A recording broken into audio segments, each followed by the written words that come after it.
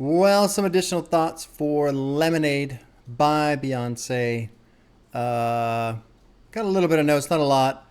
Fucking the first thing, all the copyright nonsense. So we did the reaction I think on Sunday, posted it to Patreon, and then my plan was to do Monday morning YouTube, and it was just blocked and blocked and blocked.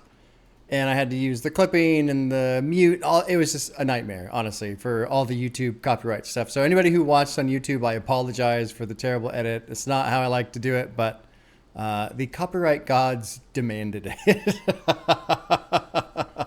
Aside from that, that was the only negative experience. Great album. Great album. I can see why it's so highly regarded.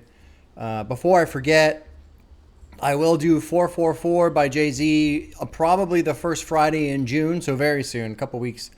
I might actually move it up to the last week of May. I might not do a new album in May because I think a lot of new stuff is coming in June, so I might do more new stuff in June. Anyway, so 444 is coming soon. There you go.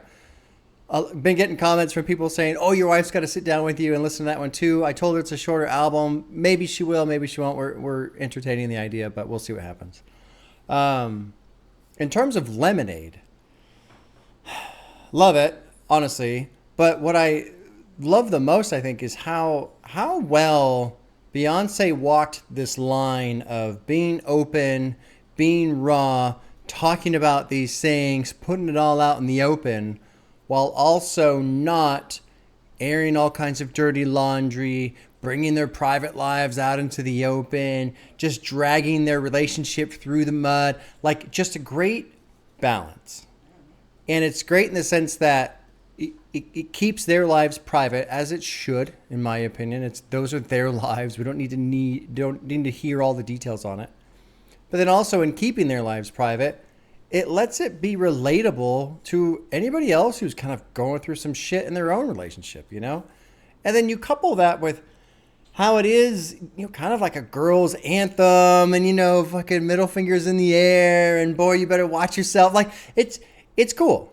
It's cool in that it just covers a lot of bases. You know, it's kind of like a power album in that respect, in terms of like empowering yourself when you're going through a breakup. It puts you through the feels.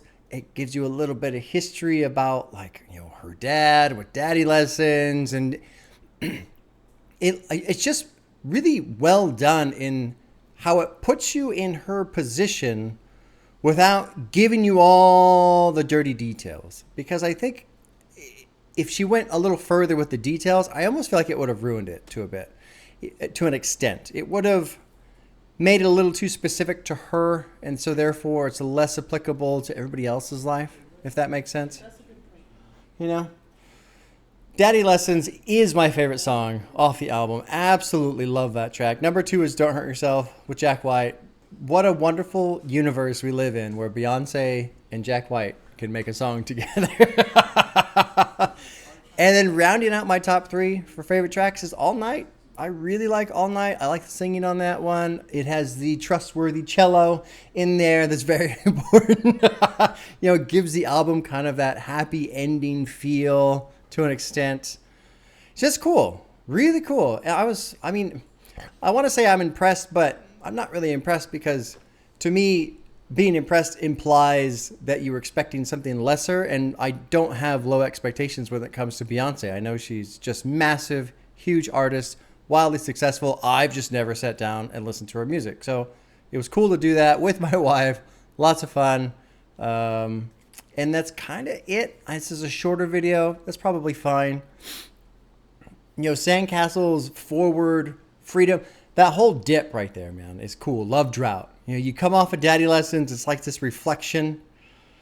Like, how the fuck did I get here? Like, when I knew this was coming, and Love Drought, you hit that bottom, Sandcastle. Anyway, I don't know why I just snapped back over to that. I think my brain went, oh my God, your video's too short. You have to talk about the album more. Oh, man. I did not get a chance to watch the film that's associated with this album. I did look around for it. I guess it's only on Vimeo, but you have to have like a specific link. Like, it's not called Lemonade. I guess you can watch it on Tidal too, but I was trying to watch it.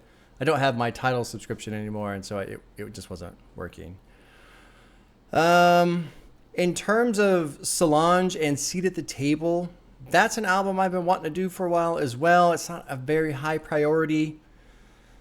Maybe I sneak it in because apparently it kind of slips into this era of time in terms of the relationship and the struggle and everything that was going on between JayZ and Beyonce, and Solange was part of it too, slightly from what I understand. There's the whole epic fight in the elevator and God knows what, right? But there you go. Yeah, there you go. I guess that's it. Short, sweet. Hopefully that works for you guys. Great album. Fucking great album. People have asked about Renaissance. I'd like to do Renaissance. I mean, I'd like to do all of Beyonce's music. Honestly, I mean, there's so many albums. I'd like to do all of them. I just fucking can't. That's the hard part. Picking is always the hard part. But we'll probably get to more Beyonce soon. I think so. All right, y'all. Take care. We'll see you soon.